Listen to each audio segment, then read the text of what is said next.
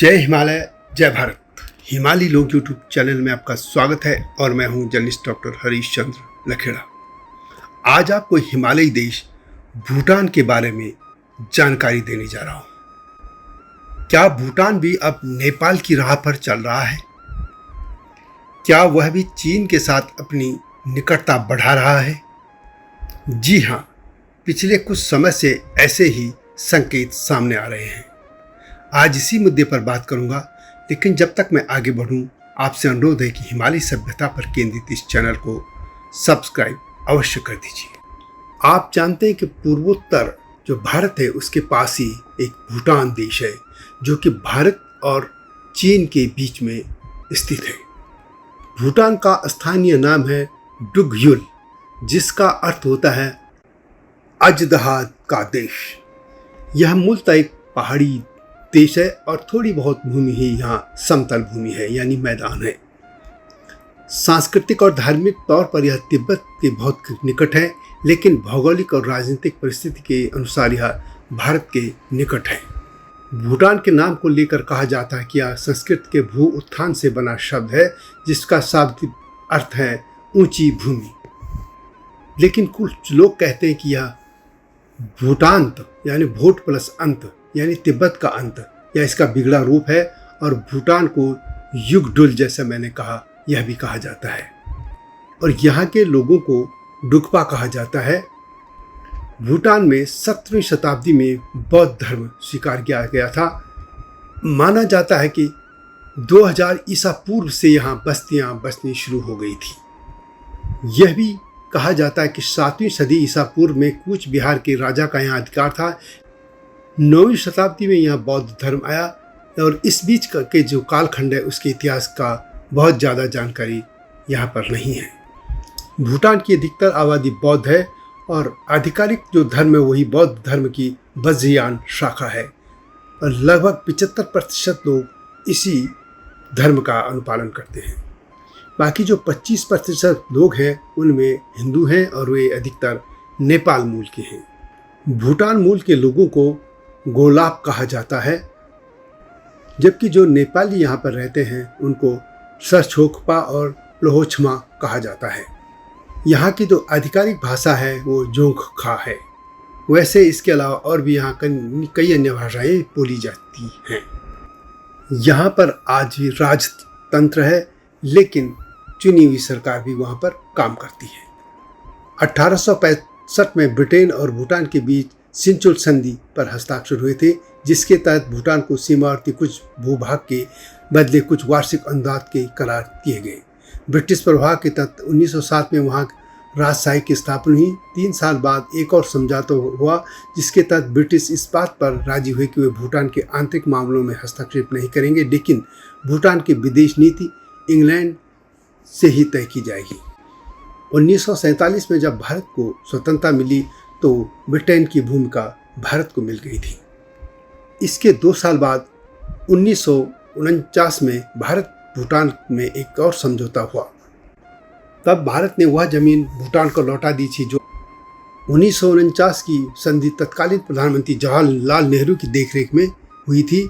इसके बाद एक और समझौता 2007 में हुआ, और इस मसौदे की देखरेख तत्कालीन प्रधानमंत्री मनमोहन सिंह और तत्कालीन विदेश मंत्री प्रणब मुखर्जी के समय में हुई थी। इस संधि के समय वहाँ के राजा भी मौजूद थे, और इस विशेष रूप से अनुच्छेद 2 को नई संधि में शामिल किया गया था, जो रक्षा सहयोग को योग्य बनाता है। इसके तहत राष्ट्रीय हित से संबंधित मुद्दों पर एक दूसरे के साथ मिलकर दोनों देश सहयोग करेंगे। कोई भी सरकार राष्ट्रीय सुरक्षा और दूसरे के हितों के लिए हानिकारक गतिविधियों के लिए अपने क्षेत्र का उपयोग करने की अनुमति नहीं देंगे। यह वह धारा थी जिसमें 2017 में भारतीय सैनिकों को डोकलाम में भूटानी क्षेत्र में प्रवेश करने में सक्षम बनाया गया था।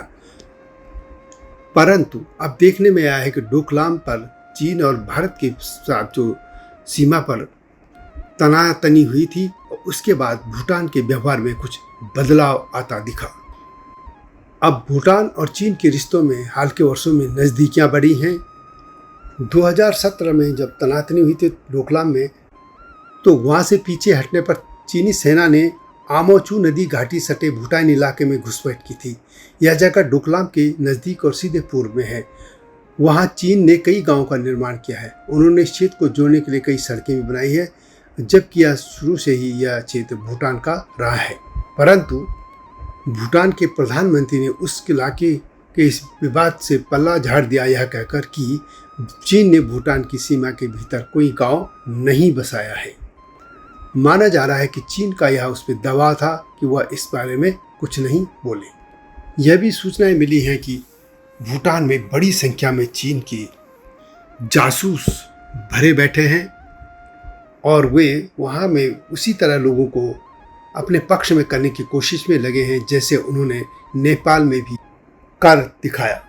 इससे पहले 1996 में चीन ने भूटान को पश्चिम में 269 वर्ग किलोमीटर की चारागाह भूमि देने के बदले में उत्तर में 495 वर्ग किलोमीटर घाटियों वाले क्षेत्र को बदलने का प्रस्ताव रखा था।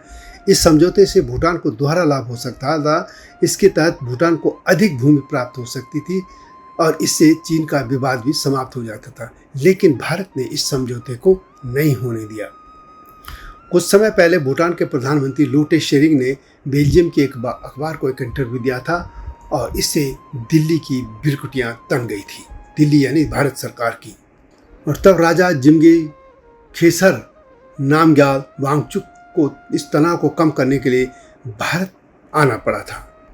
उस इंटरव्यू में शेरिंग ने कहा था कि डोकलाम भारत, चीन और भूटान के बीच जंक्शन पॉइंट है। समस्या का समाधान अकेले भूटान पर निर्भर नहीं है। हम तीन हैं, कोई बड़ा या छोटा देश नहीं है।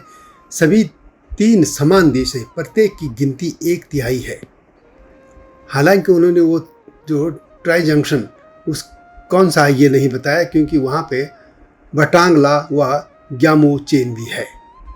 उन्होंने ये भी कहा था कि 1-2 बैठकों के बाद सीमा का सीमांकन किया जा सकेगा चीन के साथ। यानी भूटान चीन के साथ खुद ही सीमा विवाद हल करने में जुट गया था, जबकि भारत के साथ जो उसकी संधि हुई है उसमें ये साफ तौर पर कहा गया है कि विदेश मामले में वह ऐसा कुछ नहीं करेगा जिससे भारत और भूटान यानी दोनों देश ऐसा कुछ नहीं करेंगे जिससे एक दूसरे के हितों पर चोट पहुंचे। उन्होंने ये भी कहा था कि भूटान में चीनी घुसपैठ कहीं भी नहीं हुई है। उन्होंने यानी चीनी घुसपैठ से साफ इनकार कर दिया था। भूटान के प्रधानमंत्री के इस बयान से साफ है कि चीन और भूटान के बीच कुछ खिचड़ी अवश्य पक रही है।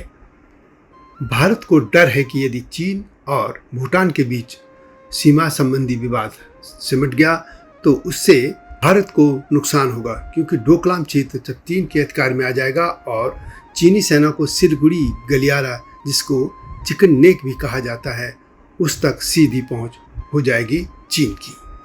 यह भी माना जा रहा है कि अब भूटान को चीन की बढ़ती ताकत का एहसास है और उसे ये आशंका है कि यदि कभी चीन ने उस पर हमला कर दिया तो भारत पता नहीं उसको बचा पाएगा या उसकी मदद में आएगा कि नहीं। इसलिए वह चीन के दबाव में भी है और चीन के साथ वह संबंध सुधारना भी चाहता है। यानी वह भी नेपाल की उसी राह पर है जैसे नेपाल अब दोनों देशों के साथ संबंध बैलेंस करके अपने यहाँ दोनों देशों की विकास योजनाओं का लाभ उठा रहा है और कभी इधर दिखता है कभी वो उधर दिखता है, यानी कभी भारत के पक्ष में दिखता है कभी चीन के पक्ष में। हालांकि नेपाल में चीन के समर्थकों की एक बहुत बड़ी तादाद या उसके समर्थकों की संख्या बढ़ चुकी है और यही हालत अब भूटान की हो रही है। भारत को उसे विश्वास दिलाना होगा, यानी भूटान को, कि वह भूटान की रक्षा करने में सक्षम है। जैसे गलवान घाटी में भारत ने चीन को करारा जवाब दिया था और डोकलाम में भी दिया, तो इसके अलावा जो भूटान के भीतर चीनी घुसपैठी है जिसको कहेंगे जासूस घुस पड़े हैं, उस पर भी भारत को कोई कदम उठाना ही होगा। अन्यथा एक दिन ऐसा भी आएगा कि कहीं भूटान भी नेपाल की तरह न हो जाए, उसके सुर भी वैसे बदलने न लग जाए। आज़ादी के भारत की जो सरकारें आई थी उन्होंने भी इस तरफ ध्यान नहीं दिया कि आखिर नेपाल भूटान के साथ ऐसे कौन से संबंध हो कि वे चीन के साथ या चीन के पाले में कभी न जाएं। अभी देर नहीं हुई है, भारत सरकार को इस बारे में सोचना ही होगा। तो यह वीडियो कैसी लगी कमेंट में अवश्य लिखें और इस तरह के मुद्दों को लेकर मैं आपके सामने आता रहूँगा। अगली वीडियो की प्रतीक्षा कीजिए। तब तक जय हिमालय, जय भारत। हिमालय पे पेड़ हो तो गीत गाएंगी नदियाँ, गीत गाएंगी नदियाँ। पेड़ों पे चिड़िया है तो गीत गाएंगी नदियाँ, पेड़ों पे चिड़िया है तो गीत गाएंगी नदियाँ। माँ की लोरी जैसे होते हैं नदियों के गीत।